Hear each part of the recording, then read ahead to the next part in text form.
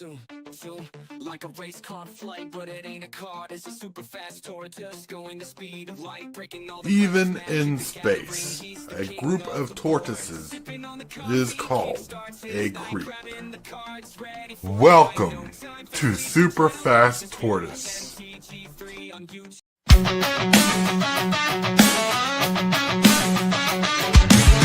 Start the morning with coffee in your cup. Time to hang out with friends and chat it up. Bring a smile and good luck. Hit that like button and let's chat it up. Good times start with us, you and me. Good morning, welcome to the morning coffee show. Let's talk from in the shell and share good vibes and good times. Friends and trends that bend the senses. Let's get a bit senseless. Welcome to the morning coffee show, where we bring good vibes and good times. Welcome to the morning coffee show with super fast Tortoise. Welcome to the morning coffee show, where we have the flow. Good vibes from head to toe. Good morning, everybody. Welcome to the Super Fast Tortoise Morning Coffee Show. Hey, everybody! Welcome to the show. Whoa, whoa, whoa, whoa. Oh, my Lord. I hate it when you do that.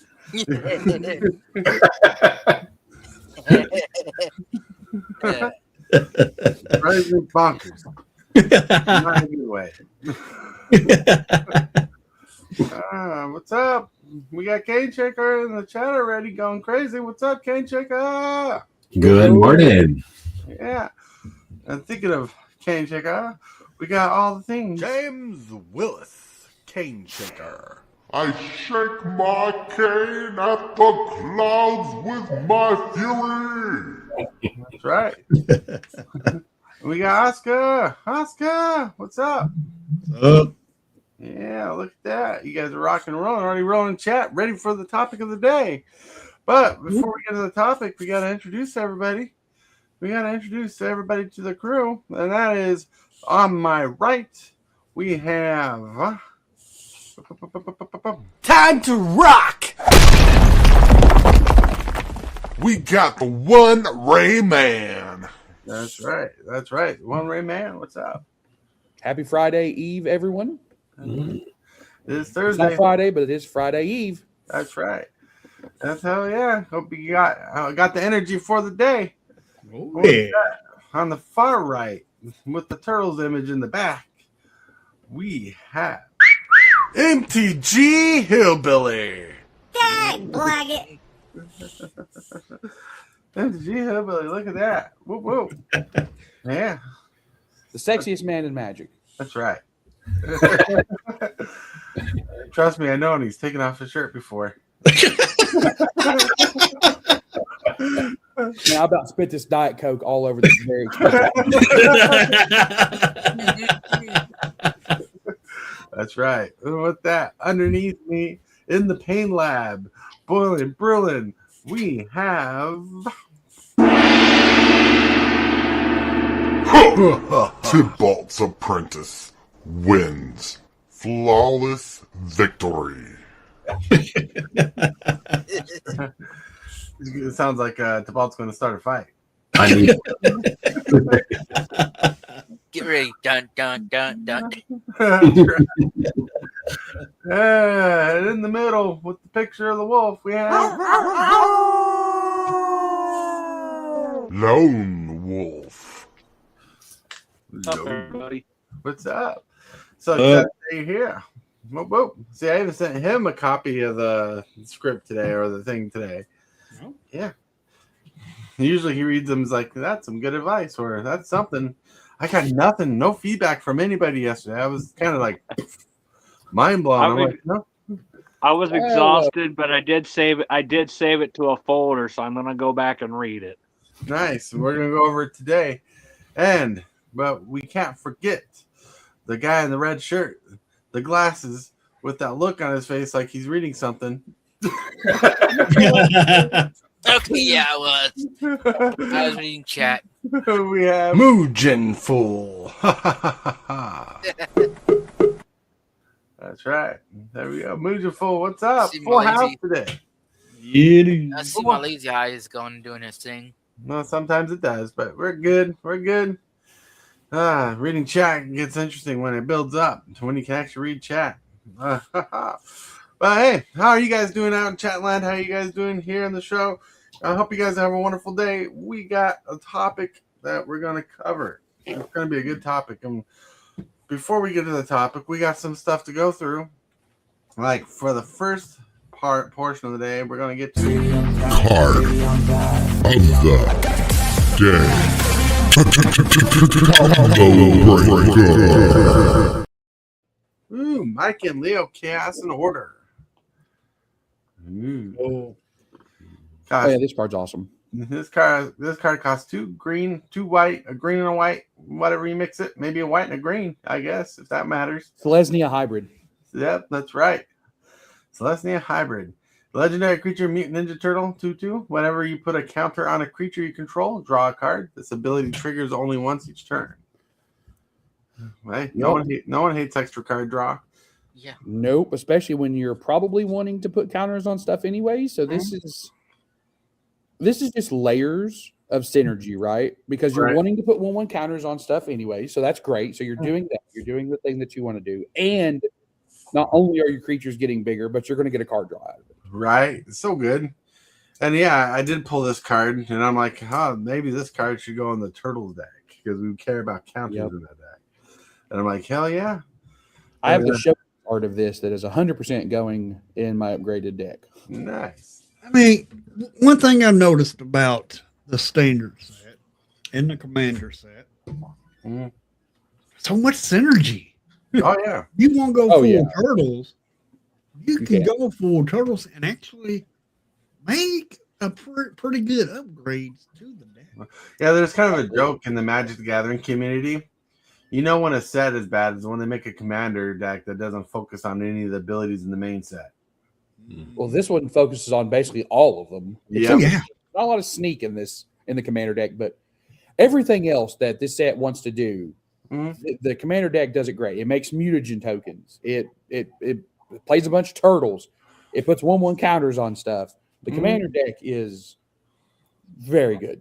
Oh, yeah. Yeah, it's pretty good. The commander deck is good out of the box. It's good. It's good. The cards in the set are going to upgrade it. It's pretty solid. I like it. Yeah. And I had fun with playing the deck. I had fun. Yeah. But you know what's really weird is if you look at the picture, you see Hibbly's hands are at the forefront grabbing at the turtles. You'd think there was a buffet in front of them. Well, I thought it was all you could eat turtle meat. Turtle soup. Turtle soup. Turtle soup. Right there. That's right. Both There's 7 different kinds of meat in a turtle. Oh, you're funny. Well, now it's time to get to the picture of the day. The picture of the day was sent in by Captain Waffles. He gets a sticker. He went to a Dutch Brothers coffee shop and pulled up a tortoise picture and had to share it with me. And I'm like, this has got to be a picture of the day someday. So That is awesome. yeah, that is awesome. It is That's awesome. turtle. I should I don't know copy what Dutch Brothers is, but it is cool. It's a coffee shop. It's a coffee place. Yeah. Like Starbucks, but more or less popular. But yeah, with that, my That's friend, a cool looking turtle. that is a cool looking turtle. I Yeah, like it has sunglasses on. it. Oh yeah, that's how you know it's cool. Yeah. And the hat's backwards too. That's And the important. hat's backwards. That's right. And for being a turtle, it has like a little ruff of hair coming out of the snap in. Yeah. Yeah. Pretty chill. Pretty chill. That's a cool one. I like it. Betting some 90s kids own Dutch Brothers. Probably. I was This a is 90s peak- kid. This is peak 90s kids cool right here. That Yep. is- I can confirm this. Mhm. It's a spicy topic. Hell yeah. So let's get out of this picture of the day and anything anybody wants to talk about really quick before we dive into the topic. I got I'll tell you why I didn't get back to you yesterday is because we went to an open mic night for the first time here in, it's actually in Tempe is where we went to. But just for the heck of it, we wanted to see what the nightlife was. And, we had to ease our way into it. So we went there about 5 or 6. But anyhow, we went to a local open mic night. So that was a way for us to spend our evening. Nice. Did you do some spoken word poetry to ball? No. We talked about that. We talked about I might be up for that, but it was interesting because everybody there came with a guitar, so was ready to perform. Obviously locals and stuff. Sure. But I just thought about it as like, not enough people support local artists, whatever they may be, even if they're online. They don't support small content creators. So we were there simply for support. Weren't looking to do anything or whatever, just enjoy everybody else. So that's what we did yesterday. Oh yeah. Cool. So you went to open mic to go to a night, little place close it out. just outside of ETSU called the Acoustic, and did the same thing. I'd go twice a week just to support the locals and have a good time. Yeah, for sure. But I'm surprised you didn't have a poem ready. I can imagine your poem. You're like, my love cuts deep into your body, your heart, my hand. There's got to be a salt reference or two in there somewhere. I cut deeply and pour much salt. I salt your wounds.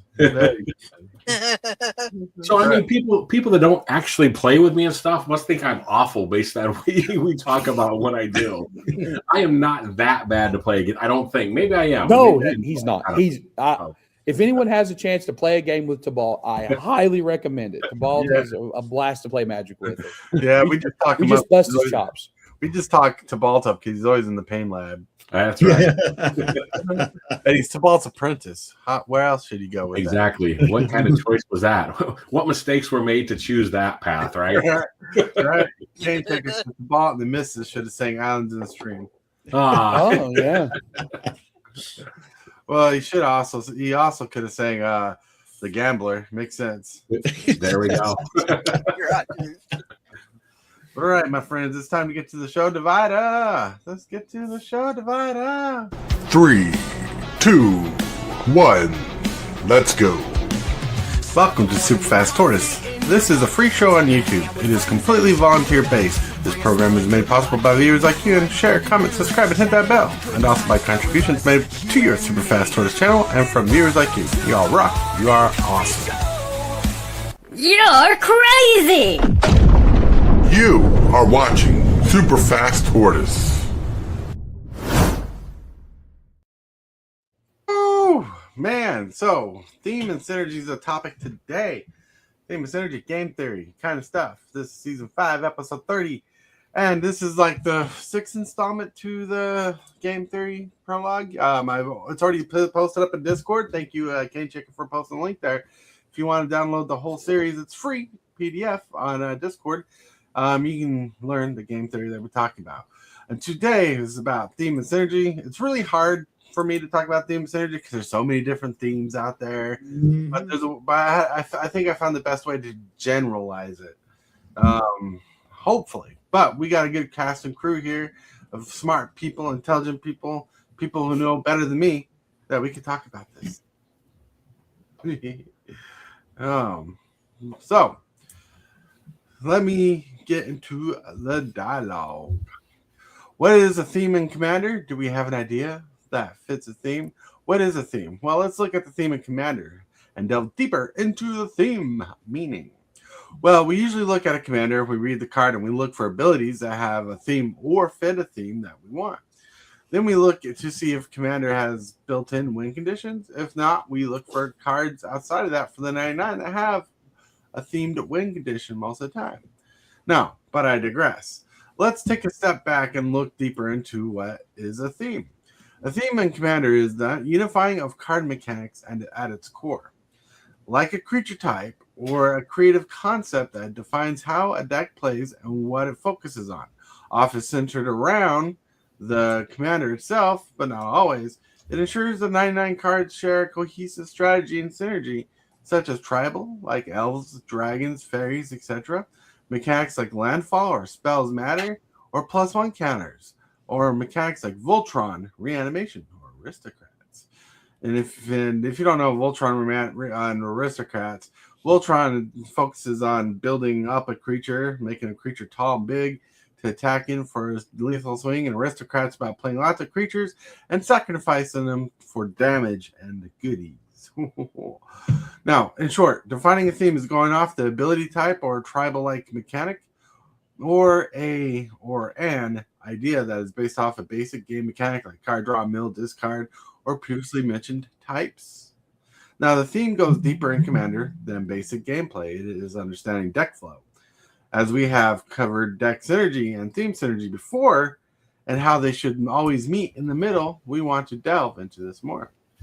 For example, if running Reanimation as a theme, sometimes searching for cards in your library and tossing them into your graveyard seems upfront and obvious, but running a kill spell that has an additional cost of discarding a card can push the theme much further, because having big creatures in your hand that have too high of a mana value to cast can be easier brought back from your graveyard than cast it. Now, another way to help deck flow in that way is if you have a card that lets you discard a card to draw 2 cards, that can also be really good in a graveyard synergistic deck. But now, sometimes themes is adding a spicy removal to your deck, like Repulsive Mutation, Green, Blue, and X, where you can slam down a counterspell and add X +1 counters to a creature in a +1 counter deck. It is versatile removal and can be solid at best and bad with no board state, but usable all around. Now, theme is finding cards that trigger, push, and add onto your commander's theme and or strategy. One thing people don't say often enough and emphasize enough is theme plus synergy equals efficiency. Now, theme and synergy goes hand in hand. Theme and synergy directly then tell you how to play your deck or build your deck. They give you direction both in deck building and gameplay. It is not a perfect solution in deck building and gameplay strategies, but are the tools to get better at both, understanding themes and synergies. Theme is following a path set by your commander. You just need to have paved the path with the tools this entire series has given you, like percentile pushing, systematic game design, utility conundrum, etc. On Discord, check it out. Theme and commander is also finding balance in theme and flavor, where flavor is playing off the theme for a perspective that is creative and functional, but mainly for the pure enjoyment. Part of putting a theme together is putting little combo pieces together, pushing to add to the element of the theme you are applying and focusing on, and creative strategies that you look for, like synergies. Like the card of the day today focuses on +1 counter synergies. Now, when looking for synergy, I look for cards that personally work off the basic rules of the game, like playing a land, casting a creature, artifact, enchantment, etc., drawing a card, attacking, or something that I know is going to be common in my game of Magic the Gathering. That's just not everything. That's just one of the things I do. Because from my experience, it is harder to force a theme rather than naturally playing a theme. So adding those removal, ramp, and draw effects that work with your theme set you up for more success, because synergy, theme, and efficiency wins games. Now, so it's good to have win conditions that fit your theme 98% of the time, and that, my friends, is my version of theme and synergy and Commander Tortoise. And there's even a whole bracket. And thank you for being patient when I read that whole thing. Here's that little sticker. Theme plus synergy equal efficiency. Theme and synergy go hand in hand. Draw, ramp, and removal are just part of your deck. But you put them together if possible. Whoa. Anyway, to answer a question that Tortoise asked at the beginning of that, the answer to how many themes there are in Commander is roughly 251. Mm-hmm. And I know this because I just went and counted them. Uh-huh. I may have missed a couple, but it's roughly 251 different themes in Commander. And I know that covers basically everything, because some of those themes have about 2 decks in them.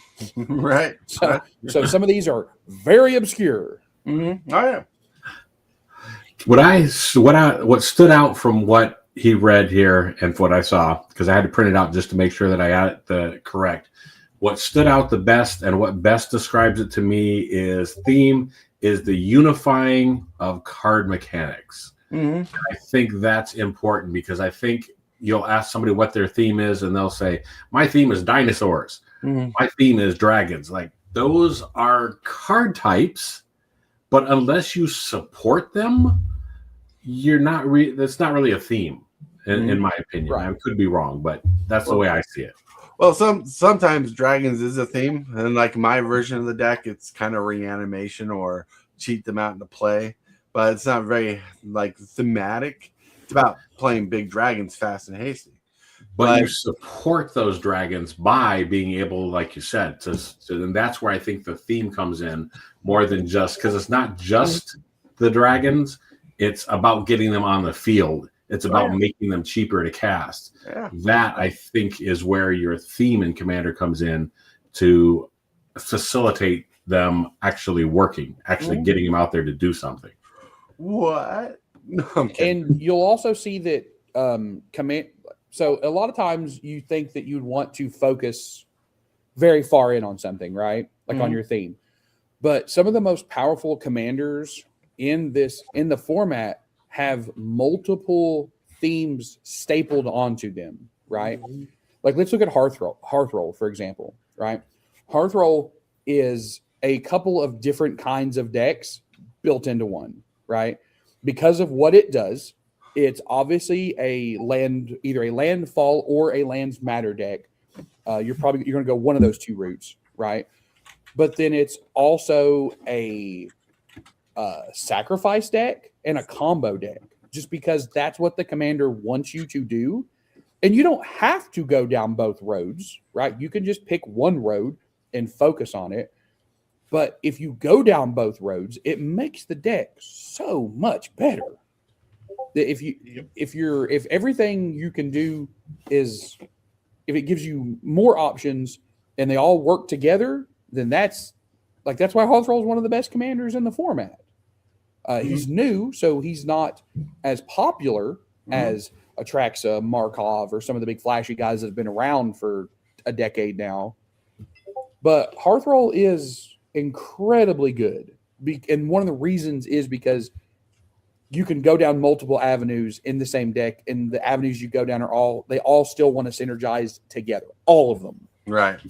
Yeah. If it rewards you for something that you're already doing, it's worth playing. Oh, yeah. That's why Landfall is so powerful, because you want to play lands, right? You never want to miss a land drop. At least every turn. Right. And finding those little 2-card combos can add up when you have like 3 2-card combos out in the battlefield. And when you play like a land or put a +1 counter or something and 2 different things trigger, that's really solid. Yeah. And you're also not going to draw. In redundancy.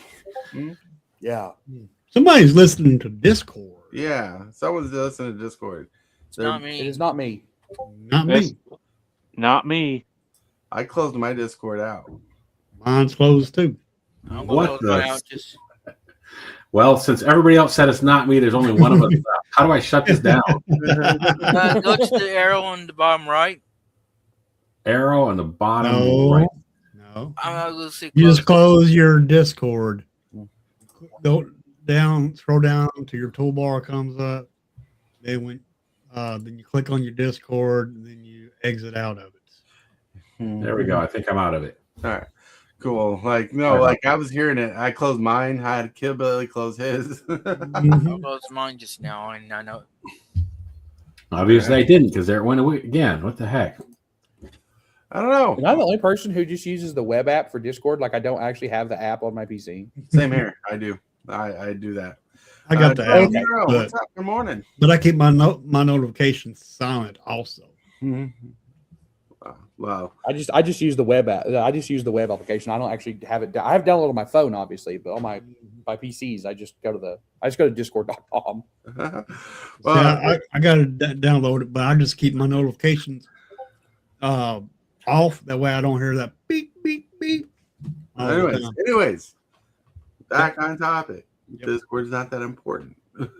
It is evidently because it's blowing up. I don't know what the heck is going on, and I don't know where to. How about I just do that? What if I just log out? How about that? I put it on streamer mode. All right. I think I killed it. Sorry about that. You're good. You're good. It happens. It happens. Yeah. Right, Nero. Good morning. Dragon On Hero. topic, I think theme is a great place to start. Yeah. Right? Yeah. Like if you're wanting to build a new commander deck, I would highly recommend, like if you don't know what you want to play, if you're like, well, I'm really in the mood to build something that I don't, build something new, I highly recommend just going looking through the various themes and seeing if you find something that catches your eye. Maybe you don't, right? Maybe you don't see something that's straight off of theme that catches your eye, but maybe it does. And then once if you pick a theme, then you can look at commanders that fit your theme, and start building your deck with all of the stuff that we've talked about. Right. I think theme is a great place to start if you're looking to build something and you don't know what you want to build yet. I think theme is a great place to start that journey. I think it's a great first step down the road to a new deck. Right. Because like one thing I think is important when you're looking at themes is building on your theme, then worrying about the removal, the draw, and stuff later. When building, like, don't leave them out, but like get your theme together, find out where you can fit your draw, try to put a certain amount of them tastefully in your deck. Don't run 18 board wipes like Tortoise does. But like, just run like get your theme down first and whittle it down, because there might be cards you just don't care about that you can replace with a removal spell or draw spell or ramp spell or something. Just play around with it. You can figure this stuff out. The better you get with bad deck building, the better you'll be later on. But as a beginner, just focus on theme and go with it. Because I think that's what you want to learn with. That's like I was watching. Like, ironically, I was watching game nights before the show because apparently someone doesn't do his morning streams anymore. I was watching game nights and they had 3 board wipes and they're complaining about 3 board wipes. I'm like, 3 board wipes? That's only right. Wow. That's rookie numbers, but still. But like they were playing their decks, they're getting the themes out, they were exploding, doing all the different things. Couldn't finish the game because of timing, but it was fun. Run at least 3 board wipes in your deck. I think it spirals outward from theme. I think the fact that if you choose a theme, if you find what you like, a good example would be the dinosaur deck that I built recently. I knew I wanted dinosaurs. I knew I was going to start with that, but that was only the starting place. The next thing I had to do was find things that supported it. So the next thing first thing about dinosaurs is tend to be expensive. Well, what do I do to make them less expensive and easier to cast? Right. So let me find things that then reduced cost reducers. The next thing after cost reducers, well, I need to make sure that I hit my land drops. So what is going to synergize with that? There are dinosaurs that have enrage mechanics that when they take a little bit of damage, you get to search for a land. Right. So let's stick one of those in there and let's start building outward. And I think you'll find just naturally it will start to spiral out until you fill your 99 cards. Right. So a tip that was given to me a long time ago when it came to deck building, before there was like game theories, before there were templates or anything for deck building. Commander was new to the populace, and I started getting Magic. And one of the tips I was given for building a Commander deck is find your theme, find the win conditions that you want in your deck that fit your theme, then build down from there. Ask yourself the questions: how are you going to play this? How are you going to get these out? What other things are going to combo off the way you want them to trigger with your themes and abilities, and work down from that. So when you play the game, look at your, this is where mana curve comes in play. Is like, look at your mana curve. So when you play the game, you can basically kind of walk through your plays theoretically when you play test your deck and stuff to see how fast or how slow your deck's going to be, how well it's going to perform, and what combos are going to work well. Because sometimes we look at a card like Repulsive Mutation and we're like, this card's awesome, but it's only awesome if you have a creature on board. If you don't have a creature on board, it's just nothing. Well, when I made my Codis deck, I knew the theme I wanted to go with was not actually what Codis wanted. Codis wants to attack and steal. Right. I went against that, and I went with the theme of +1 counters. I want to just build them as quick as build them as big as possible, as quick as possible. To block, use him mostly to block with. Right. Then I had other stuff in there to give him like toxic. So if he does get big, he does attack, he can take somebody out. Goddess is big. and he's like he's a Voltron commander. So looking at him as a Voltron build, that would fit his theme, and you can build from there. In fact, one of the cards I got for you is a Voltron themed card for Tortoise, even though you tore the deck apart. It's mostly still together. but anyways, your deck needs to be completely revamped anyways if you're going to keep it. Yeah, definitely. You know, it was AI built mostly. AI built. AI's building everything, everybody. Pretty soon YouTubers are not going to exist. Hey, you never know. I think they're never going to replace that because AI is only going to give you ideas that already exist. There's not going to be necessarily room for innovation, or you need to be careful about how you prompt the AI. I think it's a wonderful thing, and I think if it's used as a tool, but if you use it only as a crutch, and I'm not saying this towards you, Hillbilly, or towards what you did or whatever and stuff. Right. I'm just saying in general, you should use it as a tool and use it to prompt you to have new ideas. I think that's where the innovation comes in. Well, I'm just going to say what Neil deGrasse Tyson said, and don't quote me verbatim, but he said AI only works with everything in a box that it's given, and that's the only thing it can work with. Yeah. You know, that box may be huge, it might be small, you know, varying on what you're working with, but and what happens is the more it takes shortcuts and it will establish a route, and it will send more and more things that route, the more it's like the law of large numbers. You're going to wind up with these pathways that are very narrow or very wide because lots of people are traveling them if they're asking the same questions. So it's important for you, whoever you are, to ask them in more unique ways or getting more specific answers by asking better prompts. Right. And as you play Magic more, and play in your meta, if you have a meta or if you play online, whatever, you kind of understand your play group or your players. The more you get involved with the kind of things your opponents play most of the time, you kind of get to work around that when you're building your themes and deck and synergies. You're like, okay, well, I'm doing this. You know, I know people play card example A, and they're like, okay, the one thing I can put in my deck to go against it is this. Now, is there like a synergistic version of that I can put in my deck, or am I just stuck with that? And sometimes that's how you can build a deck. You can work around the process because unlike AI, your brain will be able to think about things that have happened, will happen, and possibly can happen. Right. You know. Now, when I made my Coda deck through AI, I mainly just did that for experiments, and that's all it was. I mean, it was just an experiment. Because, you know, I got to think, you know, we got AI now. I wonder if AI can make a good deck or not. But how's that whole thing on topic? Well, we was talking about AI. No, we weren't. We're off the topic of AI.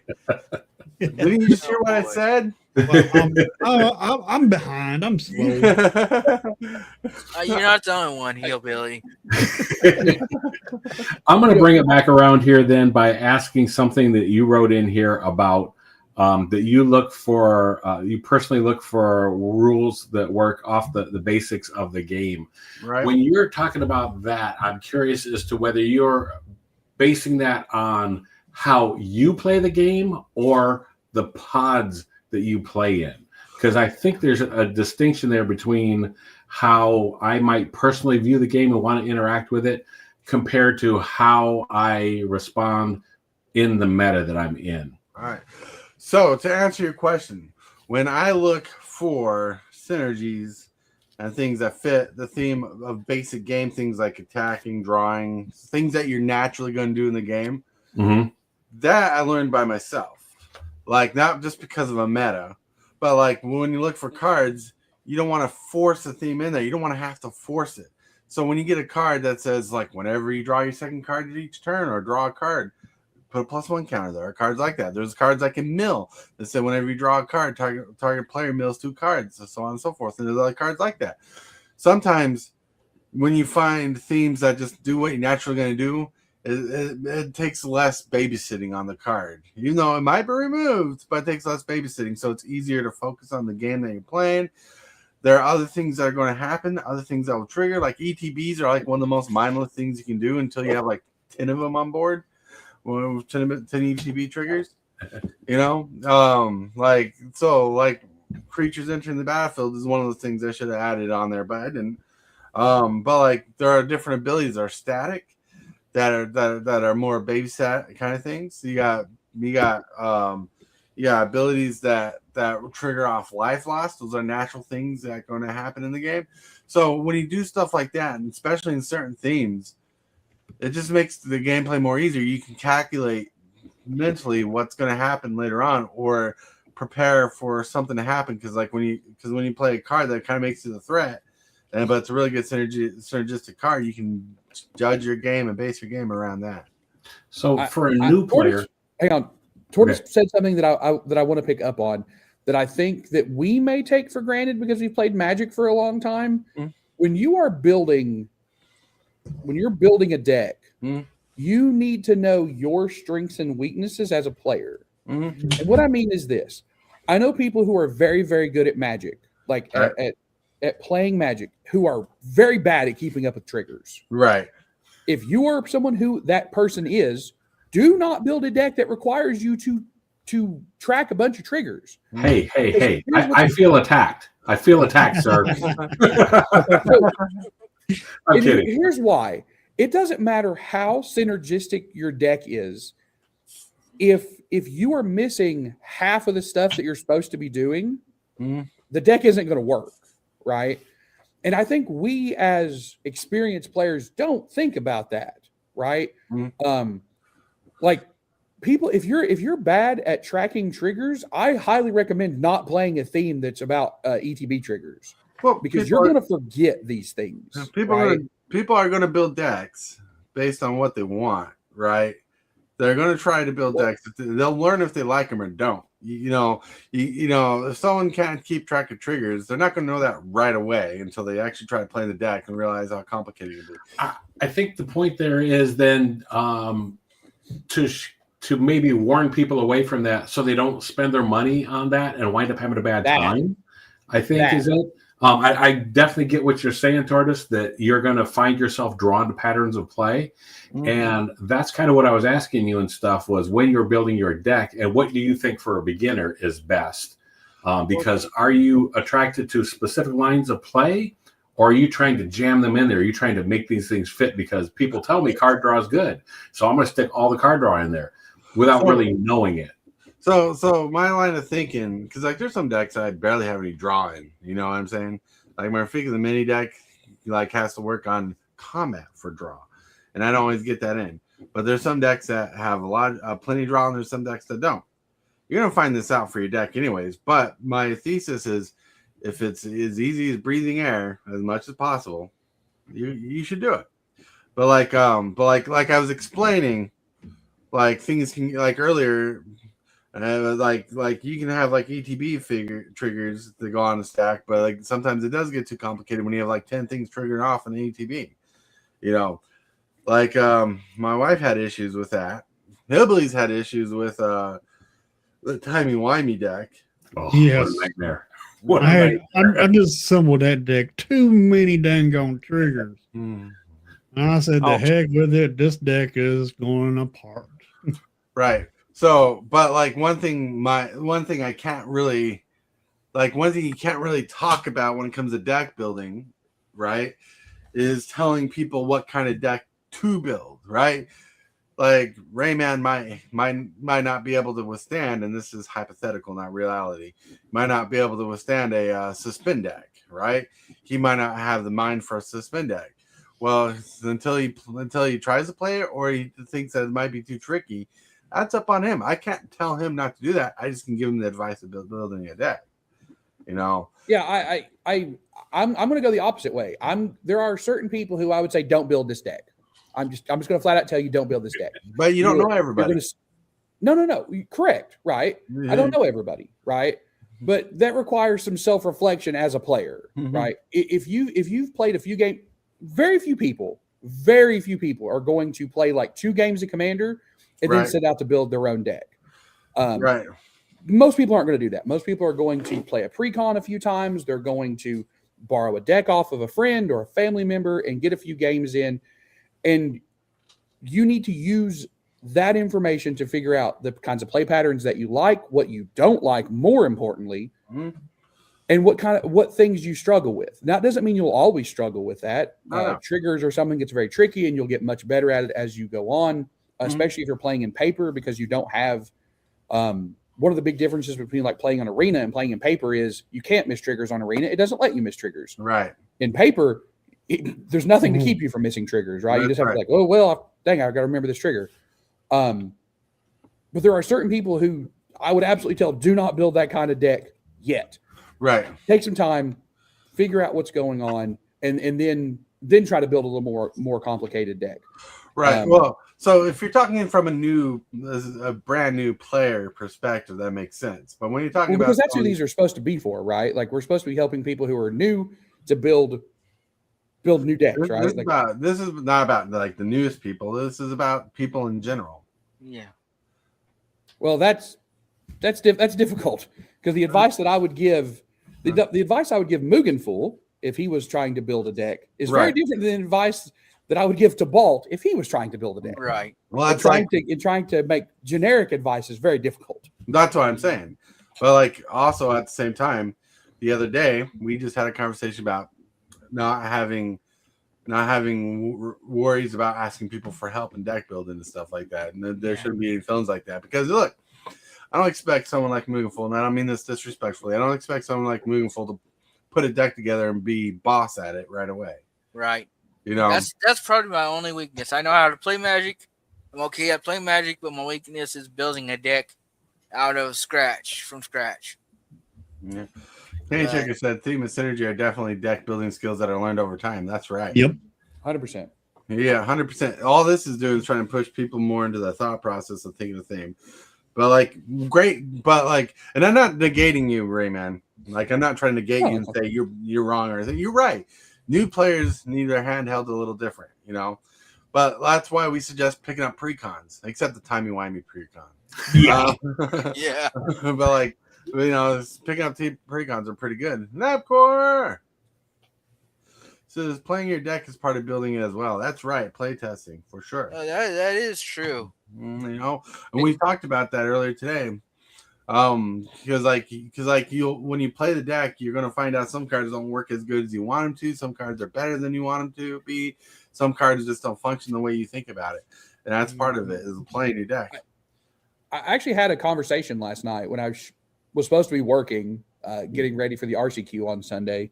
But one of our players came in who has been playing for a couple years, and they feel like their decks are lagging behind locally. Mm-hmm.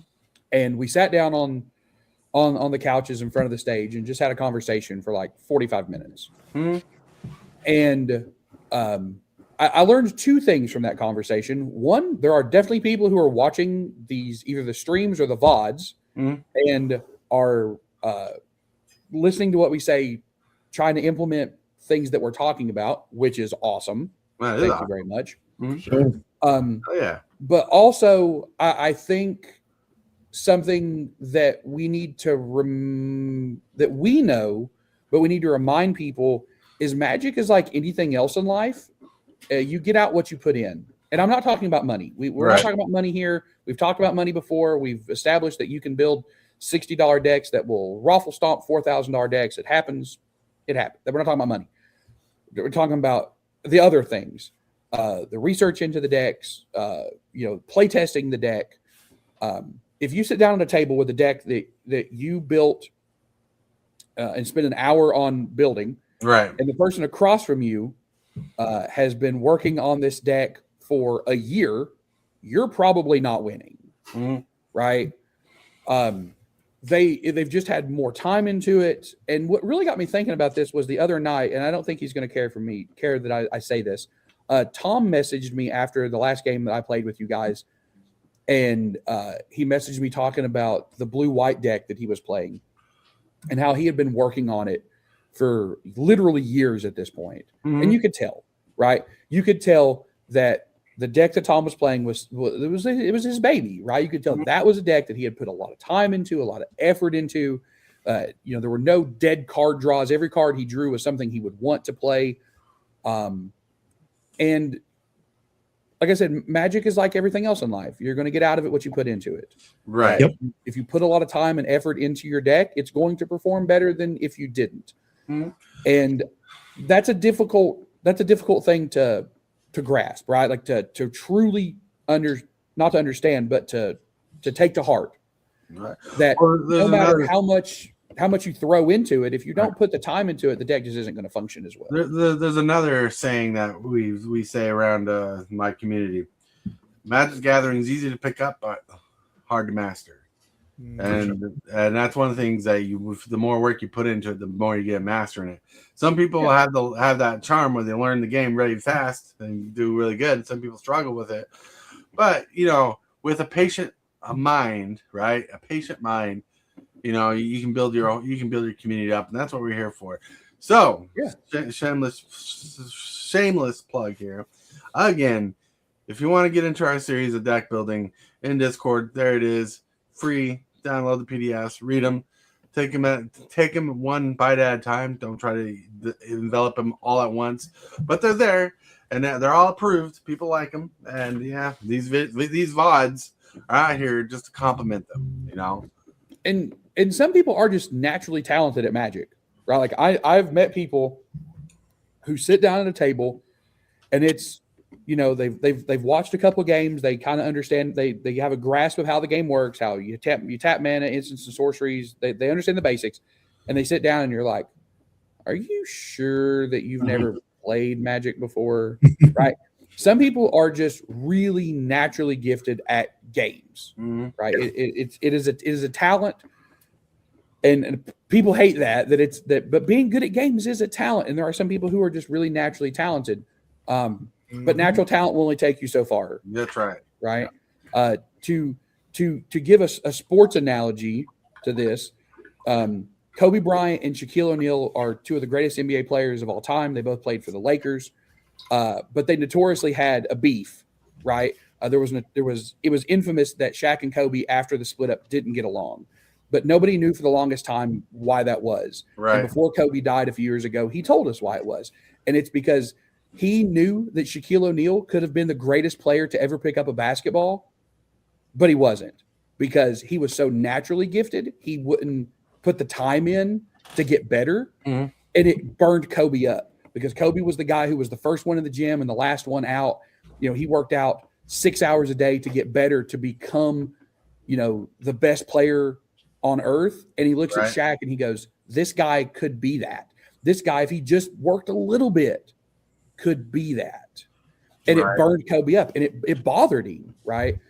So you can have a lot of natural talent, but you still have to work. I build decks constantly, and I'm always rest in peace, Kobe. I miss him so much. Oh yeah. I'm constantly building decks, but I'm also reading stuff online and looking at cards. Any chance I get, any downtime, I'm just like digging into Magic, trying to find things, and it makes a difference. Like my skills Question for have you. improved a lot.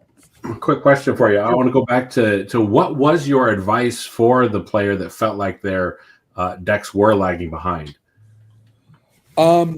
So I told them that they were already doing what we've been talking about here. So I told them, I'm like, the main thing is you just come out and play whenever you can. If you feel like your deck is really lagging behind, then talk to some people, talk to me. We got a few people here. Play a game against some precons. These games are going to last longer. You're going to get to see more of your cards. If we know going in, hey, look, you're wanting to test this deck out, we'll play a precon or play like a really low power deck. That way it gives more time, and you can see more interactions, and you can see where the deck is struggling. And then once you know that, because I was asking, I'm like, okay, well, what's, why isn't the deck in your mind? Why isn't the deck keeping up? And he didn't have a real good answer to that question, which was okay. It's fine. Sure. A lot of people don't analyze things like that, right? So I told him, like, come out and play. Let us know that you're wanting to test out the deck. You're wanting to see stuff. and we'll do whatever we can to help facilitate that. Right.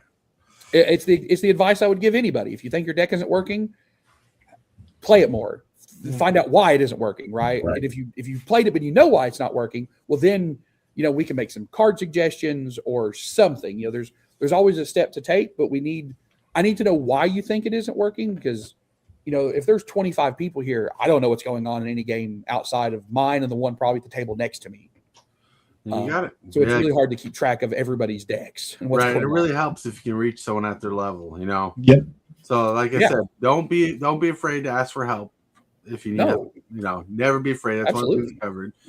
But today was a good topic. I think we covered a lot in theme of synergy. Yes, it's really hard to cover a topic when you're not just focused on one group of people. But but I think we did a good job talking about things. Like I said, PDF, Discord, check it out. Reach out to us, Rayman, Hillbilly, or I, if you have a question, or to Paul if you can. Yeah, if you really want some salt, talk to me. Right. But with that, we have to get to the end stat. Hit that subscribe button. Become a part of the creep. Too much to take. So it's lit. MTG3, are you game? Rise, creep, rise, building a following as we gain. Spitting fire like a dragon, no one can bring us down. MTG3 in the house, we own this town. Ripping through the beats with a fury. Whoa, whoa, whoa, everybody. It's time to get to that show section, and we got to get to that quick. So we're going to start off with Moonful to say his goodbyes. Hey, everybody. I don't got much for today. I just hope you have a good day and have a good time. All right. It was a good time. That's right. With that, we're going to roll over to Lone Wolf. Hey, everybody. Thanks for having me on, and just help support everybody here. Like the stream, and just be kind to everybody, and let's keep our channels growing. Whoa, sounds good. Thanks, Wolf. Thank you. Thank you. Thank you for subscribing. I appreciate it. With that, we're going to roll over to Rayman. Hey, guys, thanks for having me. Thanks for everybody who watched. We have a lot going on to go over it quickly. We'll have Commander tonight. We'll have F&M tomorrow night. We have Commander in karaoke on Saturday. We have our RCQ on Sunday. So we have a ton going on. Check us out at Mr. B's Game Lounge. We're on social media, so you can check us out what's going on there. We're on YouTube. 23-hour break. See you mañana. Yeah, well, links are in the description below if you want to check out the store's website stuff. Cool. Yeah. We're going to go to Hillbilly. Hey, everybody. I'll make this real quick. 2 o'clock this afternoon, I'm going to do a stream playing some Arena. And I got a couple of decks brewed up for this afternoon. That's all I got planned for today. All right, cool. This is Super Fast Tortoise. We're going to try to get a Bracket 2 game on tonight if we can. If we cannot, well, we'll just hang out again. But yeah, with that, I'll be at 7 p.m. Central Standard Time. I want to thank everybody for being here. Rayman, Grandpa Hillbilly, Michael, Lone Wolf, Moojaful, who disappeared. And everybody, you guys rock, you guys roll. Thank you for hanging out with us. I want to remind you that you're awesome, you're loved. So thinking about you. And if you can, say and do something positive for someone else today, because he might be the change of motivation they need to get up and have a good day. With that, I want to thank you, my channel members and subscribers, for supporting the channel the way you do. And today, we're just going to skip to the main intro. Check out darkritual.site.